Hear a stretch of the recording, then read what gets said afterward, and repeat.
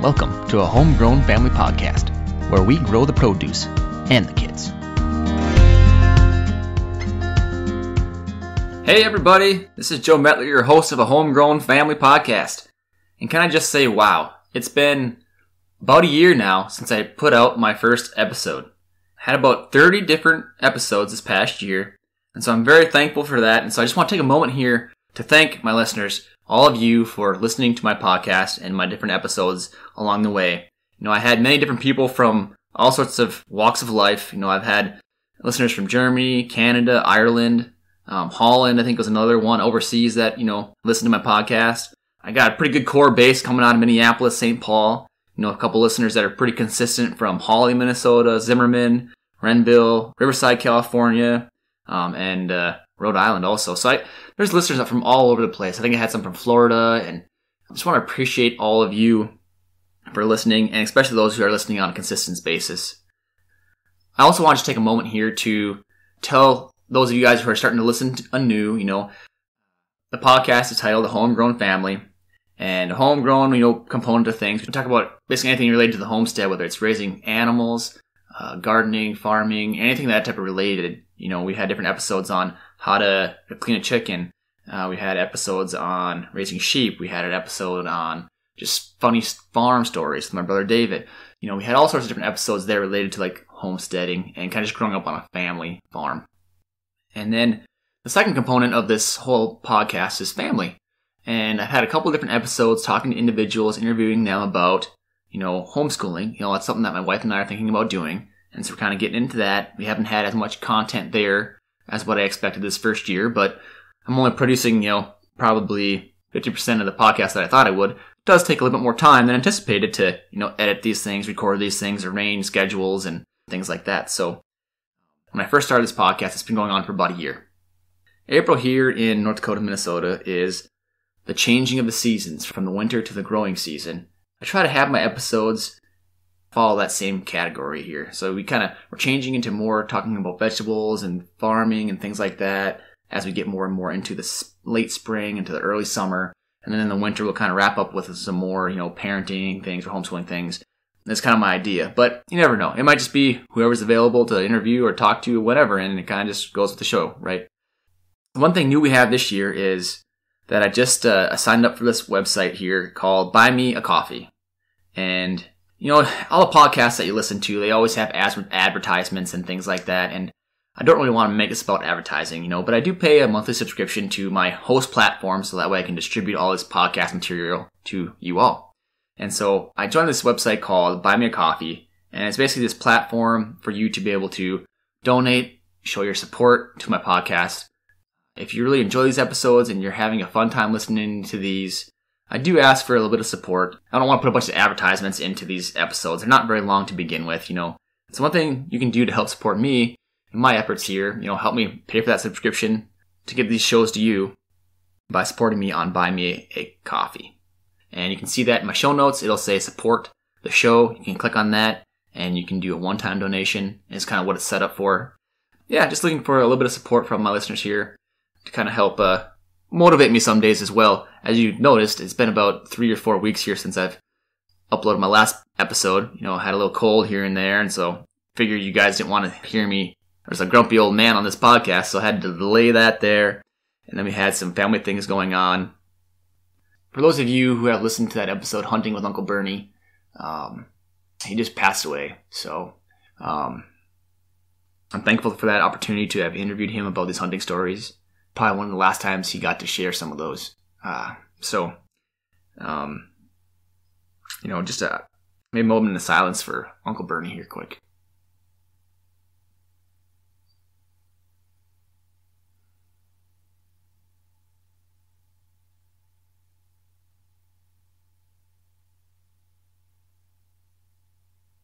All right. Well, thank you all. Any prayers or thoughts there for my family, I greatly appreciate that. Especially for those cousins and everybody who's listening. Know that my thoughts and prayers are with you also. So in this episode, in my bio here in this podcast, it says I share some stories about me along the way, right? So this episode is going to be a little bit more about me. Talking a little bit about high school, talking a little bit about college, and how I decided to come BISON. There's one story here. Stick around till the end of this episode. I think you'll find this story very interesting. It is one story that experience that I've had back in college where I didn't know if I'd live to tell it. Yeah, stay tuned for that. That'll be coming up here towards the later half of this episode. Buy me a cup of coffee. Thank you all for listening, and let's get into it. High school for me, I attended public school, and I mentioned this in previous episodes. I wasn't homeschooled. My wife wasn't homeschooled, but we both had cousins and family that homeschooled their kids or were homeschooled. I had a great experience in my public schooling, except for, when I got a C on my spelling test in 4th grade and got grounded from the TV or the computer for like a month. I don't know if I got a C since. Learn how to play word munchers, to get that spelling and them sounds correct, So I dug up my old high school yearbook here from my senior year, and I kind of just wanted to, go through that a little bit because it brings up some memories. But all these different yearbooks that we have in public schools have, this Hall of Fame, who's most likely to do this and who is most, like that and such. I actually was, voted by my classmates, several of these different categories, and I'll probably just share some stories along the way here quick about some different things. But overall, I had a pretty good high school experience, and one from the first ones on the page are worrywarts. And so I was categorized as one of the worrywarts. I always strive to do my best, and so that's probably why I'm considered a worrier. That test is coming up. I better cram here before, that test comes up. So I'm sitting in the hallway, cramming right before a test and things like that. I took on roles as in the student body, class president for, probably freshman, maybe even 7th and 8th grade even. I can't quite remember. Up till my junior year. Senior year, I decided to downgrade to the representative because I didn't want to be in charge of all the class reunions in the future. So, I'm a worrywart. Yep, I agree there. And we got, most athletic. So I was involved in basketball, football, track. I tried baseball out in 7th grade and wasn't really a huge fan of that. Started watching the butterflies out in outfield, I think. But some basketball, I played wing, and I think that's probably one of my most enjoyable. We had a pretty good class. One of my classmates was 6'6", and another one in the lower class below us was 6'11", so we had a pretty good team there. It was awesome. Football, I can't say I was very great. I think I tried being a running back for a little while. Played that in the JV for a little bit, and until one time I got laid out, and coach pulled me off and said, "Man, what are you doing running so high? You're self-killed out there." Something to that degree, he said. And never saw another snap at running back, so there's that. Tried tight end for a little while. That didn't pan out, and so I ended up being just a special teamers, and I did the long snapping. Yeah, since I can't really bulldoze over the long snapper while you're hiking the football, that's what I decided to do. Towards the end of my senior year, I did play a little bit of defensive tackle, believe it or not, because one got injured or something, and the other one wasn't stuffing the run. And being my senior year, the coach said, "Hey, why don't you go in there and play that?" I'm like, "Oh, sure." I got like the next 3 or 4 tackles in a row. It was great. I remember my coach saying, "Man, Mettler, I should have put you in there sooner." Well, live and learn, I guess, but that's how it goes. Track. I really enjoyed track, and you guys a little of my physique here. I'm only like 5'11" and $150. No, senior year I did get to 160, I think. So I'm not a very big guy. Relatively quick, but not sprint fast either. So I did participate in the 110 hurdles, 300-meter hurdles, triple jump, long jump, and mile. It's kind of the 5 events that I bounced around a little bit between. Every once in a while I'd do a 4x4 relay or a 4x2 or something like that. And the relays, I would be the one shooting out of the blocks. I was relatively quick getting out of blocks there, so I always got a little jump on individuals from other teams. And then hurdles, I just enjoyed those because there's nobody else running the hurdles. We didn't have a track to practice on. We had a football field, and that was about it. The school now does have a dirt track, so that's awesome.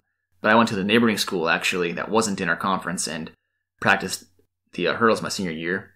I did end up going to the sectionals in 110s, 300s, and the mile my senior year. I didn't run the mile till my last year. I'm going to have to tell this little story because my brother Dave would have a laugh about it, and of course he probably should be here telling it with me, but there wasn't very many times I actually beat my brother David in the mile. I think my best time was like 4:52, I think. And my brother David's best time was 4:30 something. He might correct me on this. But yeah, so anyways, I didn't beat him very often, and comes to the subsection meet, and I needed to beat him in order to go on to advance to sections, right? And so I ran and I beat him that meet. That was awesome, going off to sections. I didn't beat him by much, but there's a guy got second, and it's like the first two places that advanced, I think. And we had the conference meet shortly after that, or it was just prior to that, actually. I probably should have told that story first. But we always had this one individual that would run the mile really well, a Borash. So I came off the gun, and I was leading this race for the first 3 laps easy peasy. I was probably 100 meters ahead of everybody. I was cruising. But when I got to that 3rd lap, and I started dwindling down a little bit, and the gap got shorter and shorter and shorter. And next thing I know, I have Borash passing me, and I'm like, no way! Right in the last 100 yards, 100 meters, he's passing me. I wasn't known for having a kick, so I just kind of tried to keep the same pace and try to beat out my brother David, but 50 meters left, and David comes rolling in, and I'm like, no! And David ended up beating me in the mile race, the 1600 meter for the conference, and yeah, he doesn't let me live that down, so. But ultimately, I ended up going to section, and he didn't. He did go to sections in the 2 miles, so that was awesome to participate in that with him, in that section event, so. So anyways, I was in track, basketball, football. I was also involved with things like Knowledge Bowl, speech, theater, drama, band, jazz band, choir. In a small school where your classes are like 30 people large, you can pretty much get involved in everything, right? Which is awesome. Go to larger schools, and it's like, okay, I got to specialize in one event, and I got to take every weekend to practice this event throughout the year, so that way I can actually play. So it was really nice to be able to get that experience. Moving down the list here, I was also voted friendliest. I guess I wasn't rude to too many people. I was also teacher's pet. If you want to get a good grade, you got to understand the teacher, right? Because if they test certain ways, you want to go up and ask certain questions. You can ask for help a lot. Do what you got to do.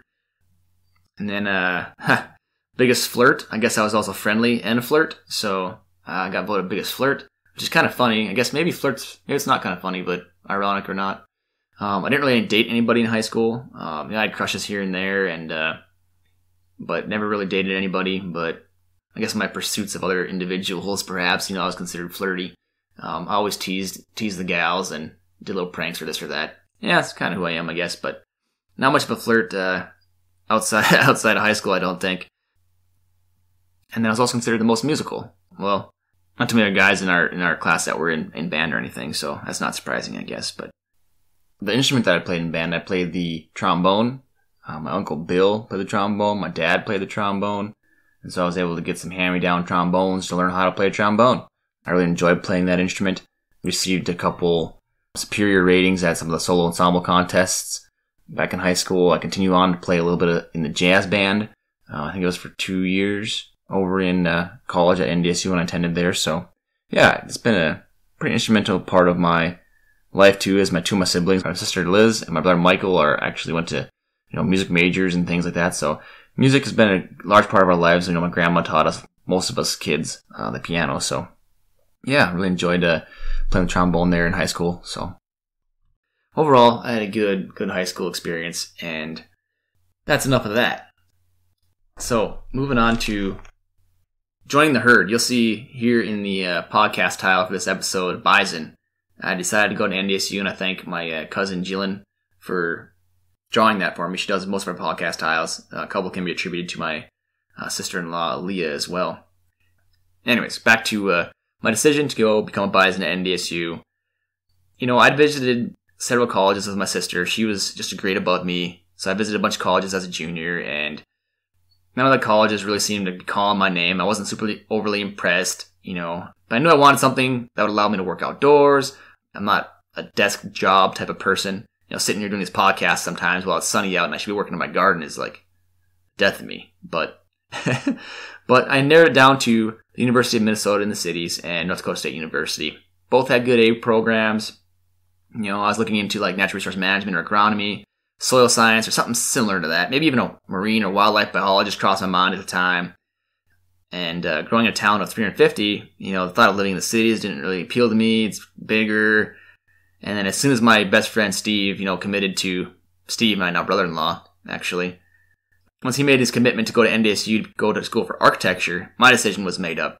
Steve and I We're going to go to NDSU, be roommates, have a great time, and I'll figure out exactly what I want to do with my life at that time. I heard that rooming with friends from high school isn't always the best idea in college, and some people tell me, it's just a girl's thing, don't worry about it, Steve and I can make it work, no problem, Yeah, we did. We had a little different habits and schedules, however, Steve was more of a night owl, staying up way past my bedtime, playing Call of Duty or COD, was the big thing back then.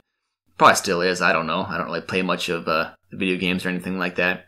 But Steve liked to have a little bit of radio noise on while he slept, and I liked it like as quiet as it could be. A mouse walks on the floor, he'd say, and you could wake up to it. I had to get used to a little bit of radio noise, but it had to be pretty quiet. Typically my classes started up at 8 a.m., so I was like always the one up first, and he'd be up later. No big deal, But there was this one time that Steve was up first. I woke up and Steve was not in the room anywhere to be found. I was like, oh wow, he must have had to run off to go to class early or do some group work or something. Interesting. Well, I got ready to go, locked the door behind me, and went off to class. I'm sitting here, and I think it was coming 111 or 110 with Denley Jacobson over at NDSU. And if there's any NDSU alum listening to this, when I say, consequently, I'm sitting here in chemistry class, and I get a text from Steve, and I'm like, what the heck? And I look down, and it says, open the door. I'm like, huh? I'm not around. I have class. I have class early all the time. You know this. And it turns out that he had just woke up and went to the shower in these dorms. You have dorms, and then you have a big shower in the middle. And so he went in the shower, and I locked him out. And so he was locked out with nothing but his towel. And he was just, I think he was cussing up a storm, banging on the door. Let me in. This isn't funny. Stop joking around. Let me in, you SOB, or whatever. And he went up to the stairs to some friends of his and was able to get them up. And so he's hanged out in their room for a while and eventually found the RA to go let him into our room, and whole ordeal that day. But he had a fun time with that one. So I started off with a major in soil science. I really enjoyed the soil genesis class, soil 210 with Dr. Goose, and then genesis with Dr. Hopkins. Classic soil science professors for the region. Excellent. Both now probably retired. Eventually, I decided that I didn't want to focus solely on the soil below. I also wanted to look at the plants above. And so I decided to change to a crop and weed major, agronomy, and a minor in zoology. So I think, the soil science stuff will be good. But I'm going to get a minor in zoology because, that wildlife biologist is kind of hanging around, poking me in the back a little bit. So, but I also thought maybe, if I do zoology, it could be a pre-med route. Thoughts of becoming a chiropractor. I'm sure my aunt Christy kind of poked that into my brain, or put that in my brain as well. Hey, you can become a chiropractor, like us. And, well, for the average college student, changes majors like 3 times. And so I switched it up again. And after experiencing organic chemistry, I said, yeah, nope, not going to happen. I'm going to stick with crop and weed science and natural resource management and a minor in soil science. So, kind of started with soil science, ended with a minor in soil science, but ultimately got a double major, crop and weed science and natural resource management. During my time at NDSU as an undergraduate, I was involved in many different things. I was involved in so many things in high school that it made sense to be involved in things while you're in college too. And I was involved with Circle K, which is a volunteer organization. I was treasurer there for a few years and was president for a year, and spent a lot of time in the garden level of Lost Guard. And so did that. I met many friends there that we served with, and did different things like going to McDonald House and making tie blankets and writing to soldiers overseas and things like that. But one of the biggest organizations that had the most impact on my life was probably Focus, Fellowship of Catholic University Students. And there I started attending Bible studies.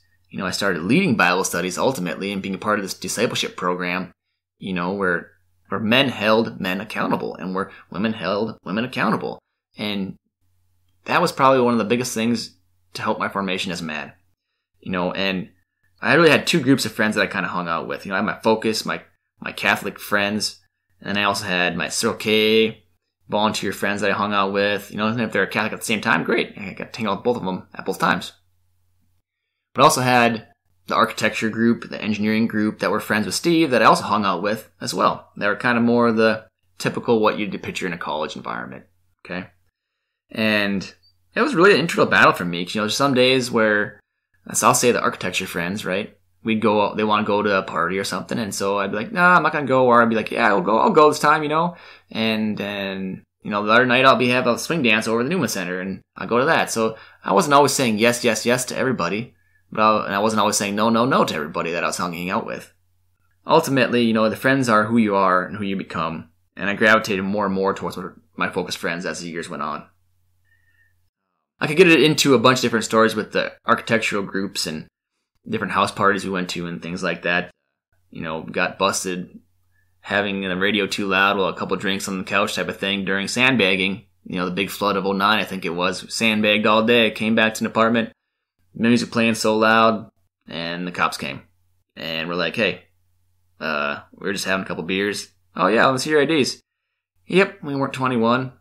He decided not to give us a minor and said, get your butt back out there and sandbag. So we were fortunate. Everybody, I'm sure at some point in time during a college career, pretty much experiences one party in their life and say, oh, I like this, or no, I don't. And there was times where I've enjoyed it and times where I didn't. And ultimately, like I said, kind of went more with the Newman Center crowd and tried to become the best version of myself. Don't get me wrong, I had plenty of fun with the Newman crowd as well. For example, we had the Clare and Bosco house, which were the two Catholic houses. The Clare house was the woman's house, and the Bosco house, which I lived in for a year, was considered the boys' house. And, we had a routine of prayer and things like that and helping keep each other accountable. We'd host events and things like that. And, well, the Clare and the Bosco house got into prank wars one time. And needless to say, we won. They came over with mushrooms one time, chocolate-covered mushrooms, and were like, hey, eat our cookies. And I think one person ate one bite of the mushroom, and the rest of us were like, yeah, right. But I wasn't going to let that stand, so I had to finish it once and for all. And one thing I did was I stole their bathroom door out of their house. They didn't seem to appreciate that very much. I hid it on their property, in the rafters in their garage. And it took them about a week to find it, after several clues. The prank that I'm really proud of, I guess, and took a long time for it to come to fruition, was one time we were at the Clare house, and they're cooking us supper. This is before the prank war, or maybe during, but I was kind of looking around to see, what can I get into, right? And I noticed in their freezer, they had the exact same hamburger packages that we have at home. I'm like, oh, that's interesting. Well, the next time I went home, I shot a pigeon out of the silo and grabbed a hamburger bag from Mom and said, hey, I'm going to put this pigeon into this hamburger bag. I skinned it off, so all that was left was like the neck feathers and the beak and the head was all in there, but everything else was skinned. And I think there's feet in there too. I put it in this freezer bag, filled it up with water, tied it shut, threw it in the freezer. You pull it out, it looks exactly like a hamburger bag. But a month later, after I had snuck into their house and put the freezer bag into their freezer, and I just had to patiently wait. And then about a month later, I was sitting in the library of the Newman Center, and all suddenly, Amanda Anderson runs in there. Oh my goodness, you would not believe what was sitting in our freezer. Going on and on and on, and I just cracked up. I couldn't believe it. It was so hilarious. But she didn't know it was me. But she basically, poked a couple holes in the hamburger bag, put it in a bowl, set it in the microwave, let it thaw out, and when she cut it open, it was just like a little pigeon, and she was like freaking out from the city, and at first she thought it was maybe part of one of her roommates' typical cuisine. I don't know. But ultimately, we found the pigeon on our front doorsteps. And I'm like, why is it here? Because that was obviously a prank on you. Ha ha ha. We had plenty of fun over the Newman Center houses. And basically what I did was I lived in dorms for 2 years. Went over to the Bosco house. And then my last 2 years, took 5 years to do this double major. The last 2 years I lived over in a house just on the other side of the block, right next to the parking lot of the Newman Center. We had 3 different apartments in there, a lower level, middle level, and upper level. I roomed with my friend Alex, my brother David, my friend Sloan, and then upstairs, was Vince and Steve and Tim, and we had a good time. But to finally get to this story that I was wanting to talk about here, that, you all have been chewing at the bit to hear, right? You don't really care about all this information about Joe. But all my cousins and family members that listen to this podcast might get a kick out of it. And so this is a story I kind of wanted to share with you. Something interesting, that you might catch your attention. And I'm sure I'm not going to get all the details right because this occurred, 12 years ago, and I really wanted to write this down and never have yet. And so I'm going to try to do my best to recollect what happened. And so there's probably some of my friends that might listen to this episode and think a little differently on the details. And, I'm going to do my best to tell it how I remember it. And I am so thankful that it didn't turn out worse. Okay. Bum, bum, bum. So this story takes place in the Newman Center of old. Not the elegant church that stands there today, but the Newman Center of old. It was one evening I was sitting at the Newman Center. I was over in the library, finishing up some homework, writing some notes for a test or something like that. I had started walking through the social hall, where we have the bucklucks and the different events. And I just wanted to kind of see who else was all around, make my rounds, say hi, and this and that before I head off for the weekend. Because I think it was a Friday night. And I make my way over to the west entrance of the building. And all of a sudden a man that I have never heard before was approaching me and said in a loud voice, "Hey, you come pray with me?" And I was like, what? This man stood approximately 6'2" and probably weighed, 240 pounds, of African American descent, which wasn't too common to see at North Dakota State University at the time. And it kind of threw me for a loop, and I was like, "Excuse me, what'd you say?" "Will you come pray with me?" And I kind of look at him, and this is a split-second decision, and I looked at him, and looks a little bit rough along the edges, and he's carrying a backpack. I'm like, is he a hitchhiker? Is he a homeless man? I'm not really sure. But I was taken a little bit off guard, which shouldn't have been the case at the Newman Center. It's a very comfortable place for me to be. I'm used to being in this area. It's like a second home. And it's not uncommon for, people to go to chapel and pray. And in my mind thinking, okay, yeah, sure, why not? And he goes on to rattle off, "Oh, those haters down the hall don't want to pray with me." I'm like, huh? Well, haters down the hall? Who's the haters here? These are all good people, all my friends, So I thought it was a little weird. But perhaps my friends in the other room were a little bit busy, playing in the middle of a board game or something like that. But it wasn't uncommon to go pray with people in the chapel and stuff. So I said, "Sure, yeah, I'll pray with you. What's your name?"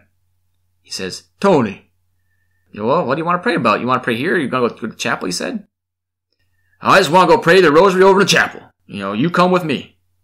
Okay, well, I don't really know this guy, and he's seeming a little bit sketchy. And so I'm like, "Sure, Tony, I'll pray with you in the chapel. Let me just see if I can get some of my friends over, to the other room and get them to come join me and join us to pray." My mindset was thinking, well, I want multiple people here, for strength in numbers. They said, "No, I don't want to pray with those haters. Man, just you and me. They had their chance." And kind of goes on a little bit about this fact that they said, "No, we're not praying with him." Well, let me just go ask them real quick. It's not a big deal. I'll just see if they want to come pray with us. No.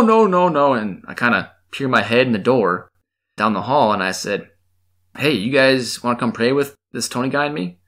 Kind of giving them the look of like, "Hey, I need you to come with me, preferably one of the guys, come out with me, please." Kind of gave him one of them looks. It was like 4 or 5 individuals in the room there. I don't remember who was all there exactly. I know my friend Tony was there, my friend Alex. I think there was a couple others, but there might have only been like 1 or 2 dudes. And I got responses like, "Well, we told him no. We're not going to pray that guy. He's a strange dude. Like, no." It's kind of the looks I got, and like, basically what they said to me. And this guy's like right down the hall from me, so I couldn't really. He's just a couple feet behind me at this point. By the time he caught up to the room I was at, and I was like, "Okay, well, I think we're gonna go pray in the chapel." And I kind of give my friend Alex one more like last look, like, "Dude, you coming with?" This is only like a 15-second deliberation here in this room. So Alex started to come out, and we were going to go pray with this guy. I'm like, "All right, Tony, let's go. Down the hall, I got my friend Alex here, we can go pray." And Alex begins to follow as well, and Tony starts erupting and going on and on. "No, I ain't coming to pray with you. Just you and me. No us. This guy, he's a hater. He's a bigot. He just doesn't like me because I'm black." He's like, you don't want to pray with me. Why do you want to pray with me now?" And stuff like that. And I'm like, wow. So just me and you. All right, let's go pray here real quick then. And thinking, we're just going to the chapel. It's not going to be the end of the world. There's usually other people in the chapel. It's not going to be a problem, "Tony, you coming to pray with me or not?" He's kind of still giving Alex the rundown. I kind of give Alex this look like, "Hey, just would you please just kind of keep an eye out, make sure everything stays okay, just kind of have my back, And so then we head over to the chapel to pray. And I was getting a little bit nervous now, perhaps even a little naive, or maybe even stupid to go with this guy I don't know, 6'2", 240, probably a hitchhiker or homeless, to go to the chapel to pray. But, there's probably other people in the chapel, that wouldn't be uncommon, and so it's probably not just going to be me and him. Back then I was high on the faith, and I am at times now too, but I had to trust in the Lord back then that hardly parallels to anything. And I'm like, all right, here we go. So I dip my fingers in the holy water and I enter the chapel, thinking to myself that there's going to be someone else in here. But no, the chapel was empty, dimly lit, apart from the front where there's a couple lights on. So me, I plan to go to the front. I'm going to go to the front where there's lights around and I can see things. And I get all the way up to the front and I genuflect and I start getting in the pew and I look back to see if he's coming. And he's kind of stopped halfway down the aisle, kind of looks at me and says, we don't need to go all the way up there. Over here is fine. This looks like a good, comfy seat. Right over here. Probably one of the dimmest lit places in the chapel. I'm like, oh man. Well, here we go. Let's go do this rosary real quick. It'll be the fastest rosary I ever said in my life. This man needs a prayer, I guess. So I followed in suit behind Tony in the pew. Not too close. I make sure to keep my distance, an arm reach away, and I pull out my rosary in my pocket, and I put the kneeler down, and I get to start saying, hey, you want to lead? You want me to lead? Kind of just looks at me. He's like, I ain't kneeling. These feet have got a lot of steps in today. I'm just going to sit here, but we can go ahead and pray. I'm like, okay. So I started beginning the prayer. Started with the creed. I believe in God the Father Almighty, creator of heaven and earth, and Jesus Christ, his only son. Kind of started going on, and with the prayer, and he goes, what are you doing? No. We pray the Hail Mary. We pray the Hail Mary. Started going off on, hey, these knees are too old, man, and tired. I'm not kneeling down. I'm 54 years old, and he kind of started telling me a little bit more and more about himself, kind of making me more comfortable in a way in this awkward situation. But I can't really remember all the details of what he all said. It's kind of a blur. But I was getting a bit eager to pray and get on my way, as I think I was heading up to Grand Forks to go see my girlfriend at the time that night. And I wanted to get back there at a decent time. And in fact, I probably already told her, hey, I'm about ready to leave. I'm leaving Newman Center here shortly. And she probably hasn't heard back from me in some time. So I sit back in the pew. We had that brief conversation and I remain sitting. And we finally start to get ready to pray. So I knew I couldn't do the creed. So I started with the Our Father. Figured it's something you probably knew. No. Let's just do the Hail Marys. And so I was like, okay, all right. How about you lead? And we'll say the rosary that you know, because you must not know the rosary that I know. So he starts saying, Hail Mary, full of grace, the Lord is with thee. And then as I begin, the second verse, where we're supposed to say, Holy Mary, Mother of God, he's just like, Holy Mary, Mother of God, pray for us, amen. Didn't even say half the Hail Mary, really. He kind of took two parts and broke it down, and that was it. So it was probably the briefest Hail Mary I've ever seen or heard. And I couldn't quite follow his methodology. We continued on to say about 5 brief renditions of the Hail Mary, trying to pick up what he was saying. Yeah, so then we said, Amen. And he sat there for a little bit, and we were done praying. So at this point in time, I'm like, am I getting bamboozled? I don't understand. He wanted to pray a rosary. But yet here we are, doesn't even know how to say a rosary. I'm not really sure what's going on. I prayed with this guy, and hopefully I can get out of here now and head up to Grand Forks. And so I'm like, all right, well, let's go. Tony responds, oh, no, just wait yet. Call me St. Anthony. I'm like, wait, what? I thought you said your name was Tony. He says, no. My name is St. Anthony. You call me St. Anthony. Dang, that threw me for a curveball. I'm like, what's this guy talking about? Doesn't even know his rosary. He's insulting my religion by saying he's a saint. When, from all things gathered, I could tell he's probably not. Okay, all right. I can... No. It's St. Anthony. I'm like, okay. I tried as best as I could not to call him as such, as I figured he probably wasn't. So I probably from then on out just didn't call him by name. He then says to me, let me show you something. As he pulls out a piece of paper, he's like, you got a pen? I'm like, oh yeah, I actually do. Oh, here, let me see it. He's like, I'm going to show you something. And he takes his pen, and he scribbles some lines on this piece of paper, really briefly. It was like literally a 2-second thing, like line here, line there, done. And I was like, huh, interesting. I could not make out what it was. He goes, you know what this is? And quite frankly, I could barely tell it was a who. Is it Jesus? I knew he was playing the religious card, so I thought maybe he'd go there. No, it's Mary. Can't you see her eyes? Can't you see her hair flowing there? And her nose?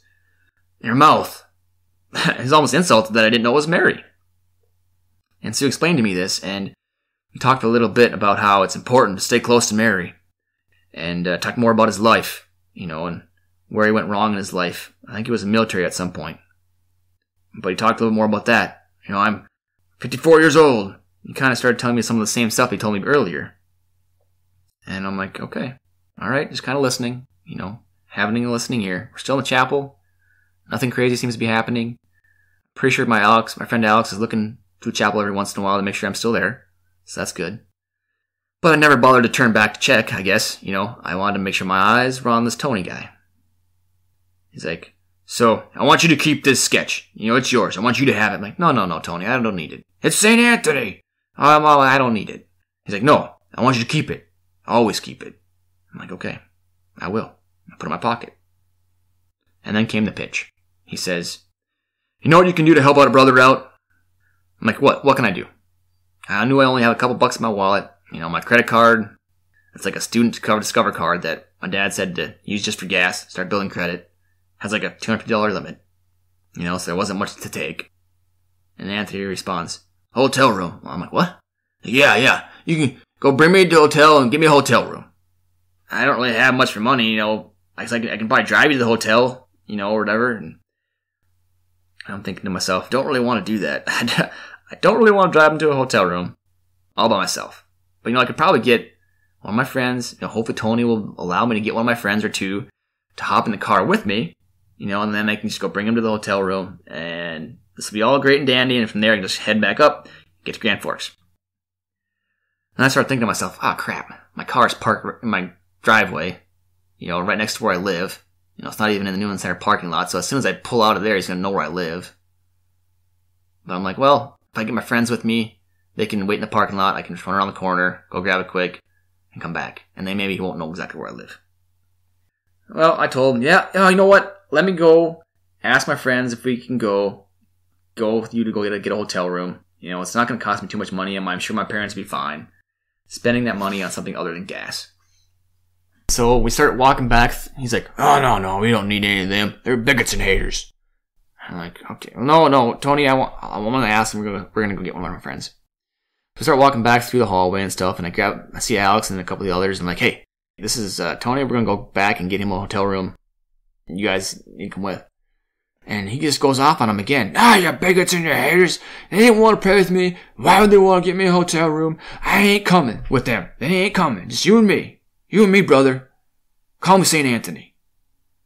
Okay, I guess going by myself, and I kind of kept on walking and gave my friends this eye like, I guess I'm doing this, because I don't know if, he's got a gun in his pocket or something, or a knife. I have no idea. I don't want to get anybody else in any type of situation. So I start walking over to the parking lot through the Newman Center. I'm just sitting to myself, oh Lord, please make sure everything stays okay. Make sure I get back safely. Let's get Anthony a hotel room and, keep me safe. And I'm walking pretty slow through this parking lot in the Newman Center because I got to figure out how to get my car without knowing where I live. And I'm like, this isn't going to happen. And he kind of pipes up, where's your car? I'm like, oh, it's parked at my house. I'm like, you can stay here and I can go run and get it quick and come back. He's like, no, and you leave me. I'm like, Tony, I'm trusting you just as much as you're trusting me right now. I'm trusting you that you're not going to pull out a gun or a knife or something, and you're trusting me not to call cops. So let's just trust each other here. Whatever. No, I'm coming with. Kind of still walking really slow, very hesitant. And I'm like, oh man, I don't know. And should I just keep on walking and a little farther and just outrun him, get out of there? But it'll probably just go back to Newman Center, so kind of in a predicament here. And he says to me, you can come over and pat me down if you want. I ain't got nothing. And so I'm thinking to myself, don't want to do that. I don't want to get that close to that dude. And I told him, no, Tony, I'm trusting you like you're trusting me about my keys and getting in my car. And I'm like, hey, I don't know exactly where the hotels are at in this town. I'm pretty sure there's some on 13th Avenue. We're just going to take University and head down and turn on 13th, and we'll find one. He's like, okay. So then as we're driving, I'm getting pretty darn nervous at this point. I'm like, oh my goodness, what's going to happen here? But, I mean, he hasn't whacked me over in the parking lot, so that's good. Maybe he wanted my car, so I'll probably wait till we get to the hotel and then whack me and then be on his way. So I'm kind of sweating bullets here. I know my girlfriend at the time is probably wondering, where I am at this point, because it's been about an hour since I first ran into Tony. And I'm thinking, oh my goodness, I'm hearing my phone vibrate. I remember it vibrate. I'm thinking, oh man, who is that? It's probably Alex, maybe checking up on me. Maybe it's Tony, I don't know. I don't dare answer that, because as soon as I answer that guy's just going to get nervous. He's going to get antsy. I just can't do it. But he heard the vibrations. He goes, yeah, friends are worried about you, aren't they? They're calling you, huh? Why don't you go call the cops? Tony, I'm not going to call the cops. I'm going to do what I said we were going to do. I'm going to go get you a hotel room. I'm like white knuckling the steering wheel. And I'm like, oh man, please let this be okay. So we get to 13th Avenue, we're driving, and he goes, hey look, there's a Motel 6. Those are cheap. Or whatever. And I'm like, yeah, let's pull into there. Let's get over there and get out of here. Pull over to the Motel 6 right off Interstate 29 and 13th, and we park there. And I'm like, okay, at least now there's other people around. I'm feeling a little bit better about this. He goes, oh man, look, there's a Burger King. We should go over to the Burger King. I haven't eaten all day. I'm like, sure. Let's go to the Burger King, Tony. Why not? I got a couple bucks. I can get you something. Not going to be the end of the world. There's other people in the Burger King. I'm like, you know what? If I'm getting a hotel room, what's another $10 on Burger King? And so we get in there, and I'm like, you go ahead and order. I don't need to order. He's like, aren't you hungry? I'm like, no, I'm good. He's like, you sure? I mean, you're buying me a meal. You should probably get something for yourself. I'm like, no, Tony, I don't need to order anything. I just ate not long ago. I'm fine. He orders like 3 double, I don't even know what they're called. I don't eat Burger King very often, but three double hamburgers, like 3 orders of fries. The cashier puts them in the bag. He's like, you guys got any of them packets of ketchup? I don't like them ketchups in the squeeze onto them things. I need the packets. So she gave him like 2-3 packets. Like, give me some more of those. So he got like 20 packets of ketchup. And he's like, sure you don't want anything? I'm like, no, I'm good, Tony. So I gave him my credit card. That's what I'm supposed to use for gas. And we go. Walk back around, go to the hotel room. I'm thinking, I'm seeing the light at the end of the tunnel here, because we're about ready to be done. And I can just buy him his room and be on my way. So I go to the clerk there and I'm like, hey, I'm buying this room for my friend Tony. St. Anthony. I'm like, okay. And I'd like to give him a room. Just whatever you got available. Oh, that'll be $46 and I'm going to need your information here to put on the room. I'm like, wait, what? You want me to say my address and things in front of this guy?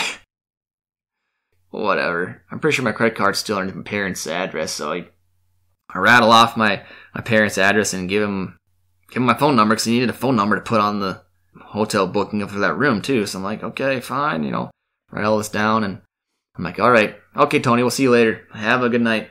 Oh, no. He's like, hey, you got to come over and see what room you got me.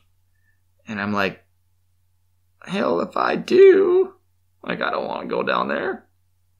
And he's like, come on, let's go. Well, you know what? He hasn't killed me yet. But this is probably it. So very naively, I started walking. And these were the most narrow hallways ever. And I just remember room, 210 or something like that. Actually, it was 110 or something, because it was on the first floor. So I'm walking around to go find the room. He's coming in behind me. I scan the thing to open the door. I open the door, thinking to myself, all I gotta do is stay out here, just keep my distance, and we're gonna go. I open the door, give him the key card, and say, hey, here's your room. He walks in there, he goes, oh man, this is mighty nice, and he puts his hand on the bed, kind of like bounces on the bed a little bit, with his hand. He's like, man, this is a good room, you should come on in and check this out. I'm like, no, I'm good, Tony, I'm gonna head home, Come on, man, come on, you gotta come in here and see what, you got me. You know what, screw it. The Lord kept me safe this long, might as well. So I go in there, and he's like, yeah, feel this bed. I'm like, so I feel the bed. Yeah, sit down on it. I'm like, yeah. So I sit down on the bed. I'm like, yeah, it's very nice, Tony. It's very nice. St. Anthony, St. Anthony. Don't forget. And I'm like, okay. I bounce on your bed a little bit. I'm ready to go. He's going to kill me. It's going to be now. And he looks at me and goes, give a brother a hug. I'm like, a hug? He's like, yeah, give me a hug. For what you bought me, I want to thank you. I'm like, oh my. He's going to stick me. He's going to stick me with a knife right now. This is done. And I can't hardly say no, because if I say no, try to run to the door, he'll probably catch me. So I'm screwed. So I'm just like, whatever. Put my hands out, go over there, give him a little tap on the shoulders, kind of like one of those, I don't want to hug you kind of hugs. He kind of takes off the hug, and looks at me a little bit and goes, man, give me a man hug. What was that? So, embrace again, and we're just really holding each other, like a bunch of grizzly bears, just, yeah, big hug. And he says, thank you, man, for this hotel room. I can get sleep tonight. I'm like, all right, Tony, have a good night. He says, St. Anthony, don't forget. I'm like, okay, have a good night. And I close the door and I walk out. Man, I don't know if you guys caught all the nerves that I would have felt back then, and it's dissipated a lot over these last 12 years, but going from being in a friendly situation and environment to buying this guy a hotel room and ultimately going into his hotel room and not getting mugged is beyond me. Thank God. That's a story I just wanted to get on record for people in my life, my family members. And if I find that little drawing, I know I have it somewhere. I'll post it on my Instagram, a Homegrown Fam. I'll post it on there and I'll show it there and you guys can check it out. But I came back to NDSU after many years. My brothers were going to school and I attended a barbecue there. And there's this young man, I can't remember his name, but he was telling a story to one of his friends. And he says, yeah, he told me to call him St. Anthony. And I look over, I'm like, all right, wait, excuse me, was this a black man? I have nothing against African American or black people, by the way. But I'm like, is this an African American man named Tony? He's like, yeah. When he just walked into Newman Center and made you buy a hotel? He's like, yeah. That was like 10 years later. So 10 years after the fact, he comes around and does it again. That's just crazy. I'm glad that all those involved in that situation were I'm glad all those were safe that had that similar situation occur. Pray for the man that is probably still walking around, about 65 years old now, probably. But anyways, if you enjoy the podcast content, enjoy the episodes, you can find my show notes down there, an option to support the show. You can click on that, make a little donation. Just shooting to cover the $12 subscription to the Buzzsprout, host platform. So that way this podcast doesn't cost me any money, just my time. You can email me at homegrownfam@gmail.com if you'd like, or just leave a comment with your donation. Please feel free to have a rating. Shoot me some stars, some ratings, some comments. I'd love to hear what you guys have to say. And stay tuned for some more episodes. I got some really good ones coming up here soon.